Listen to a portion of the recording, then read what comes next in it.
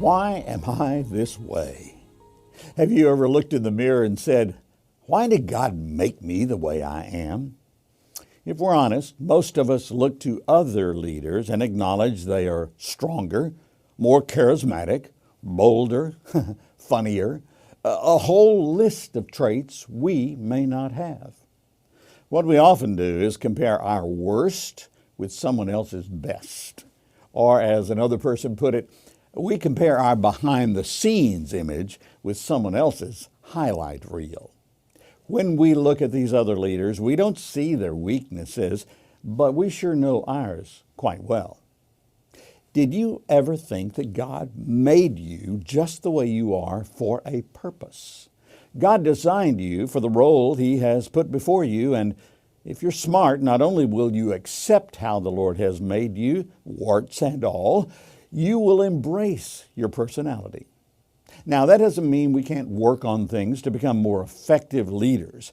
We can learn leadership techniques. We can sharpen our communication skills. But we don't need to compare ourselves to others, thinking we should be like them. Leadership guru Zig Ziglar, and by the way, there was no one like him, says it's a mistake to compare ourselves to others.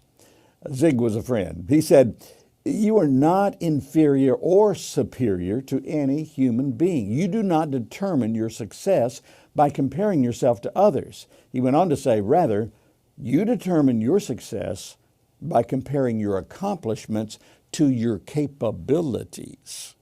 You are number one, says Zig, when you do the best you can with what you have. Another has said the only one we should compare ourselves to is who we were yesterday. I wonder if God's leaders in the Old Testament days had to deal with these kinds of things. What about Joshua following Moses?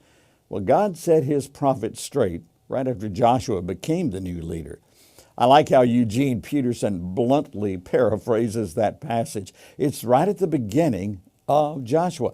I think he captures the sense of God's direction for Joshua's leadership role. Listen, Moses, my servant, is dead.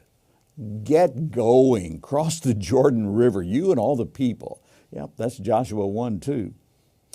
It's as if the Lord were saying, look, Joshua, Moses is not in the picture, and he isn't coming back.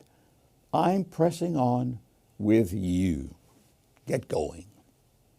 I wonder if Ezekiel pondered why God chose him for some of the hard tasks he was given, feeling a bit inadequate for the job.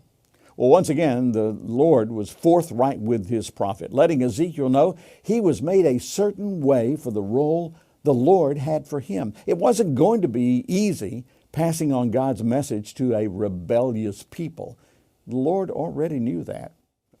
Again, Eugene Peterson captures the sense of purpose God has in making His servants the way they are. Here's what he wrote. They won't listen to you because they won't listen to me, says God. They are, as I said, a hard case, hardened in their sin. But I'll make you as hard in your way as they are in theirs. I'll make your face as hard as rock, harder than granite. Don't let them intimidate you. Don't be afraid of them, even though they're a bunch of rebels. That's from Ezekiel 3, verses 7 through 9 in the Message. Another translation has the Lord saying, I have made you as obstinate and hard-hearted as they are. That's pretty direct. God has designed you, your personality, your experience, your physical makeup for His specific task.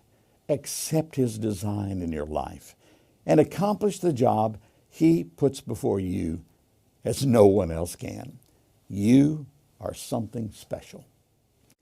If you would like to learn more about this growing ministry, check out our website, MEDIALLIANCE.cc, and like, subscribe, and share this video to help bless other leaders like yourself. Thanks, and God's best.